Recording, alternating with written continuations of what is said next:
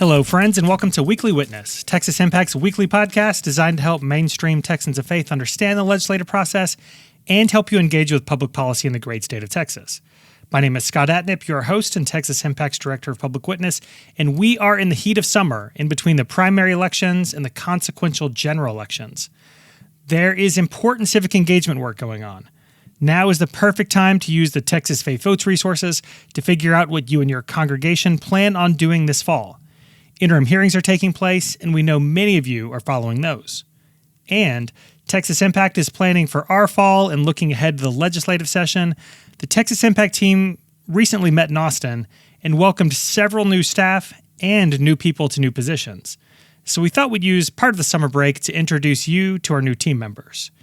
And we're continuing the series today with a conversation with Heather Malkawi. Heather is not new to Texas Impact. In fact, if you've been to an event in the last few years, you've probably met Heather. You have an even higher likelihood of knowing Heather if you are a Unitarian Universalist, since she just finished a stint as a UU Fellow with Texas Impact. And now that she's finished her award-winning seminary education, Heather's joining us full-time as a policy advocate, so we wanted to give everyone a chance to get to know Heather today. If you want to learn more about Heather or any of Texas Impact's projects or teams, head on over to texasimpact.org, check out our resources, the Texas Faith Votes campaign, or join a team. If you have any questions, please feel free to reach out at scott@texasimpact.org. All right, y'all, that's about enough wind up for today, so I hope you enjoyed this week's conversation with Heather Malkawi.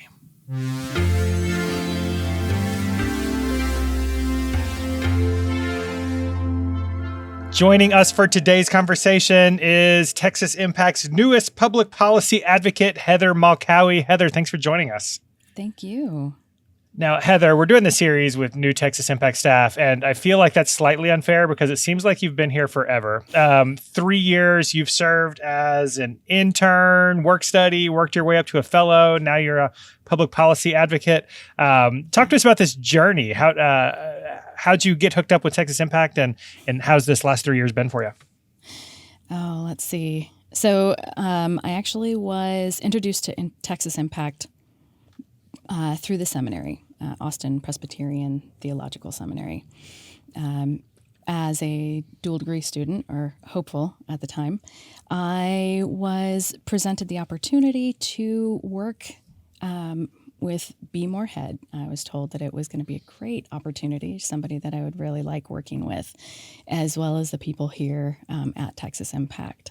And I'll tell you what, honestly, my background in history, I have always been terrified of public policy. Oh, yeah. Just scared to death, to the point I was told in undergrad to quit one of my classes in public policy. Oh, wow. So it has always been an ingrained fear for me. So when they told me, hey, you're going to go work over at Texas Impact, I was like, it's probably not a good idea. They're like, no, it'll be great.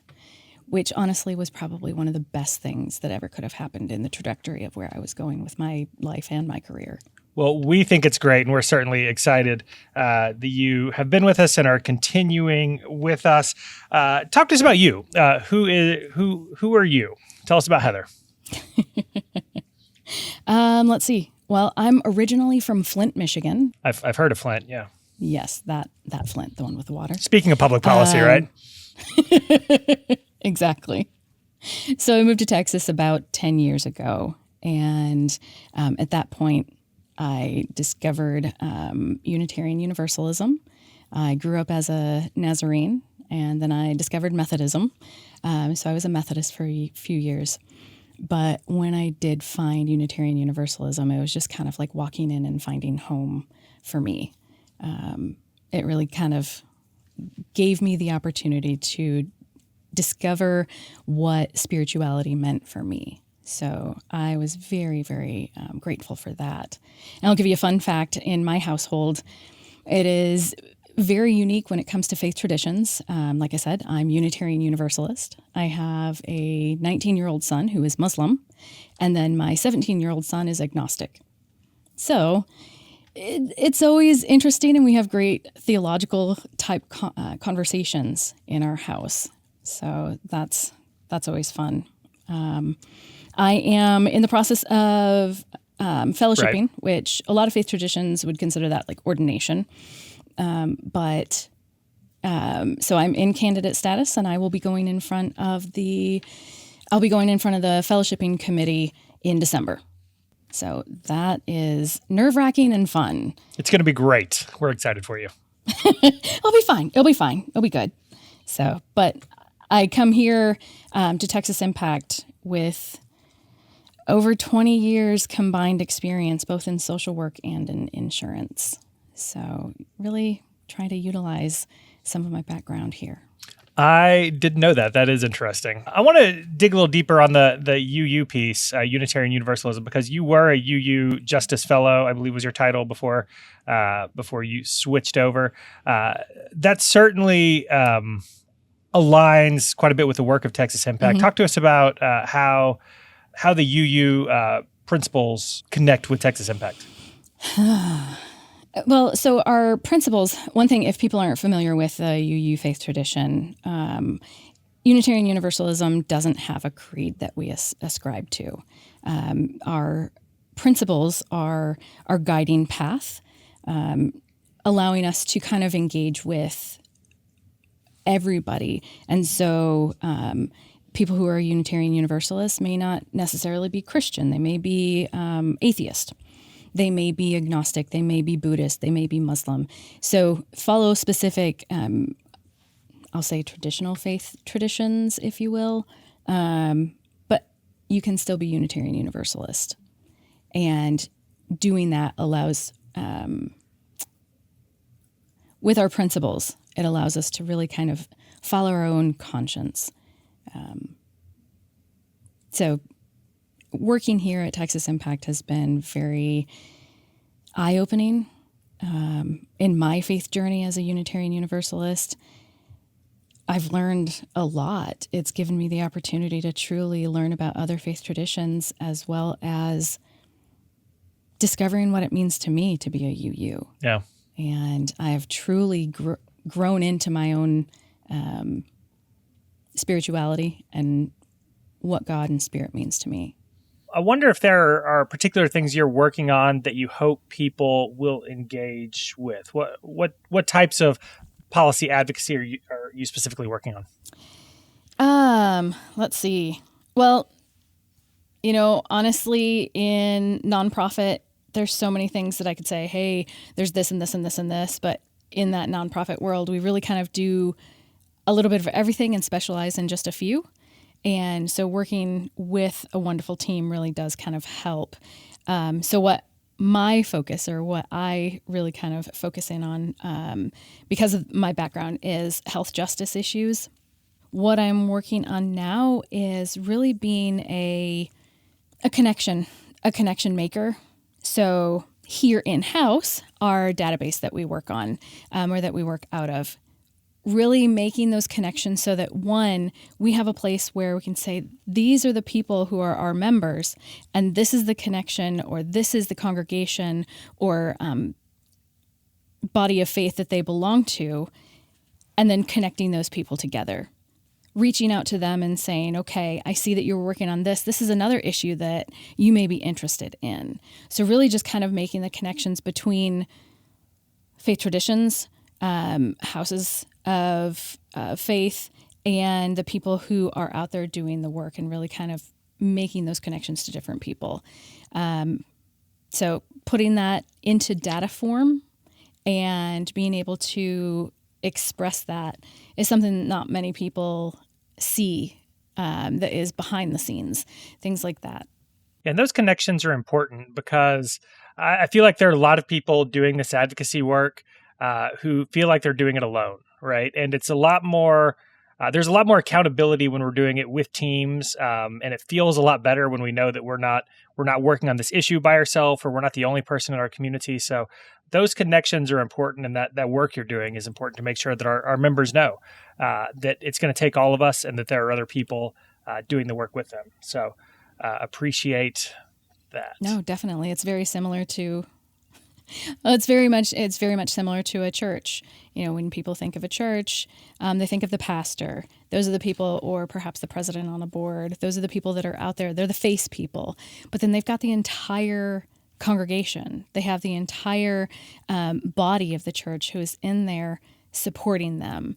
And without that, without taking care of the building, without taking care of the budget, all of those things, those are the people that don't always get seen and such like that. So that is a joy of mine, being able to be that support, so that I can help those people who are able to get out there and do the testimonies and such. Makes it easier for them to do that important face work. Love that. What are you most excited about? Okay, I'm not going to lie. Good. That'd be a rough way to start. I think I am very excited about the upcoming possibilities. So often in Texas, we get disappointed about things that we can or can't do. And I'm excited about the upcoming possibilities for this new legislative session. Things don't always go our way or the way that we hope that it does, but there is joy. There is excitement in the action and getting out there and knowing that you are being a part of something that's big. And you may not see that change right now, but you can see it in years to come. And being able to lay that foundation down, not only for myself, not only for the people that I know right now, but also for our kids, because it is difficult to raise kids. It's difficult to raise kids in Texas. But to know that I am out there laying down a foundation for them is what I get excited about. And honestly, I'll share this with you, and I've gotten permission from him. My youngest son, there were times, because as a single parent, I worry that maybe I'm not spending enough time with the kids, or I'm not doing this. I think every parent understands that. But I specifically asked, hey, are you okay with me going out and working on these LGBTQIA plus issues? I know it takes me away from the house for a little bit. You may not see me very much other than sitting down to dinner and then saying goodnight. But is it okay that I do this? And his immediate response was, you're out there doing important work and you need to be there doing it. So yes, I understand that you're not here all the time. That right there, hearing my child tell me that I was working on some issues that were deeply important to him and he understood and it was important for me to be there, was moving and earth-shatteringly affirmative to get from a child, from your own child. And there are certainly people throughout the state who are benefiting from the work you're doing, from the work that our teams are doing. And so I certainly am grateful for you being willing to spend your life in this ministry doing this work. So thank you, Heather, for that. Any other closing thoughts or plugs you want to leave us with today? Oh, closing thought. I guess the best thing I can do is encourage people to use their voice, because everybody has a story, and it is your individual story that people need to hear, not something that most people are saying. We need to hear what it is that you have to say, not what everybody else can. So use your voice and use your story. Amen. Heather, thank you so much for the time today. Thanks for your work. And I know folks will look forward to getting to know you in your new role and seeing you out and about the great state of Texas. Thanks again. Thank you. Have a great day.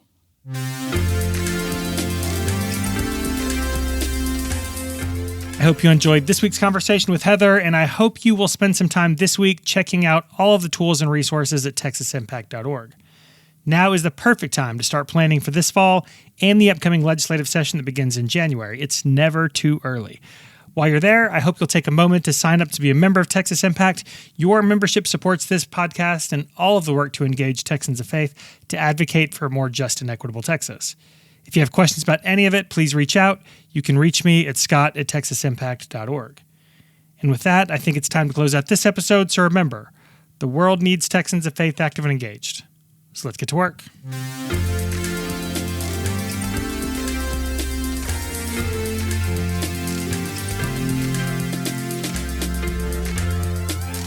Weekly Witness is hosted by Scott Atnet, engineered and produced by David Fasalo. Our executive producer is B. Moorhead. The opinions expressed on Weekly Witness are those of Texas Impact and our guests, and do not necessarily reflect the views of our sponsors. Weekly Witness is a product of Texas Impact, people of faith working for justice. Visit us online at texasimpact.org.